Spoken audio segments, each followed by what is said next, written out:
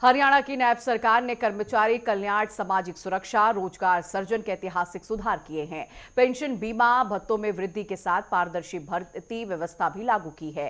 नैब सरकार महिलाओं, युवाओं और कर्मचारियों के हित में संवेदनशील और प्रगतिशील शासन को मजबूत उदाहरण पेश कर रही है। देखिए खास रिपोर्ट। सशक्त कर्मचारी, पारदर्शी प्रशासन की नई पहचान। कर्मचारी हित और सामाजिक सुरक्षा का नया युग। भरोसे, सुरक्षा और सम्मान के साथ आगे बढ़ता हरियाणा। हरियाणा की नायब सरकार ने कर्मचारियों के कल्याण और सामाजिक सुरक्षा को सर्वोच्च प्राथमिकता देते हुए पेंशन, बीमा, ग्रेच्युइटी, चिकित्सा और शिक्षा भत्तों में ऐतिहासिक वृद्धि की है। महिला कर्मचारियों के लिए विशेष प्रावधान लागू कर कार्यस्थल पर समान अवसर और सम्मान सुनिश्चित किया गया।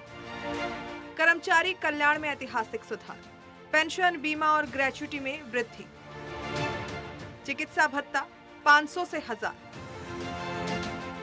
बाल शिक्षा भत्ता 750 से 1125, महिला कर्मचारियों को विशेष सुविधाएं। हरियाणा प्रदेश के अंदर से बुजुर्ग है जिनकी पेंशन स्वयं बंद करके उसके घर पे चली गई है। किसी को ना कमीशन देने की जरूरत पड़ी, ना किसी के चक्कर काटने की जरूरत पड़ी। ये सीधा ही उसके घर में पेंशन लग करके पहुंचाने का काम ये हमारी सरकार ने किया है।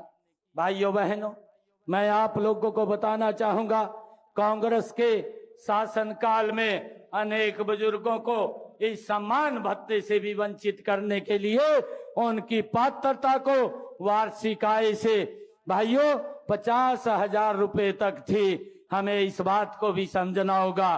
परंतु जब से 2014 से ये हमारी सरकार हरियाणा प्रदेश के अंदर बनी है तो इस भाइयों योजना को हमने 2 लाख रुपए से बढ़ा करके 3 लाख रुपए वार्षिक करने का काम ये हमारी सरकार ने किया है, ताकि ज्यादा से ज्यादा बुजुर्ग इस जो बुढ़ापा सम्मान भत्ता है इसके साथ जुड़ सके।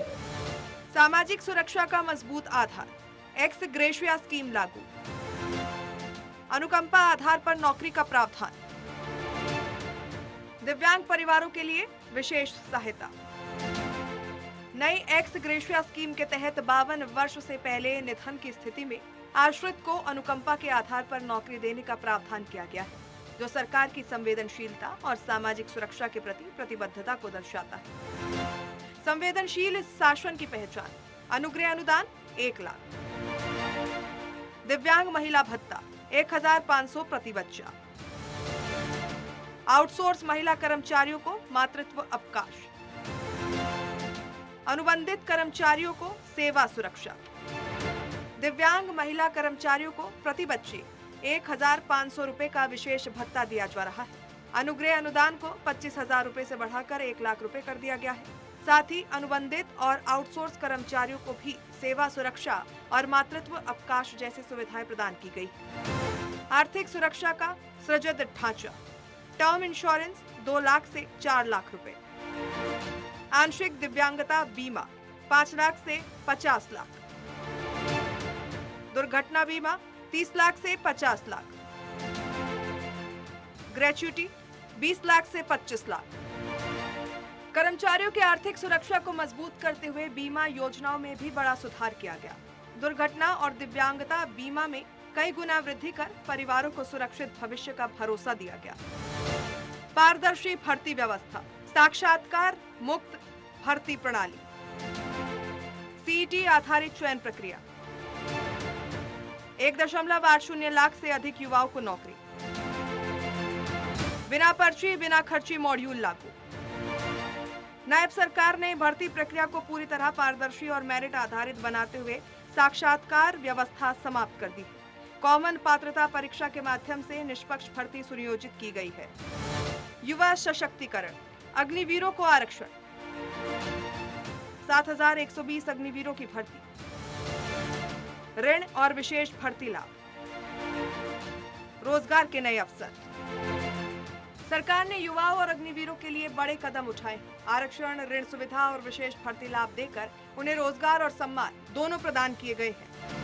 सामाजिक न्याय और सम्मान, स्वतंत्रता सेनानी पेंशन, 25,000 से 40,000। विधवा आपातकालीन पेंशन 10,000 से 20,000। सेवानिवृत्त और आश्रितों को राहत। स्वतंत्रता सेनानियों, विधवाओं और असहाय परिवारों की पेंशन में वृद्धि कर सामाजिक न्याय की दिशा में महत्वपूर्ण कदम उठाए गए हैं। नायब सरकार की नीतियां कर्मचारी कल्याण, सामाजिक सुरक्षा, पारदर्शिता और रोजगार सृजन के माध्यम से एक मजबूत, संवेदनशील और प्रगतिशील शासन मॉडल स्थापित कर रही है। ये केवल नीतियों का विस्तार नहीं, बल्कि भरोसे और विकास की नई कहानी है।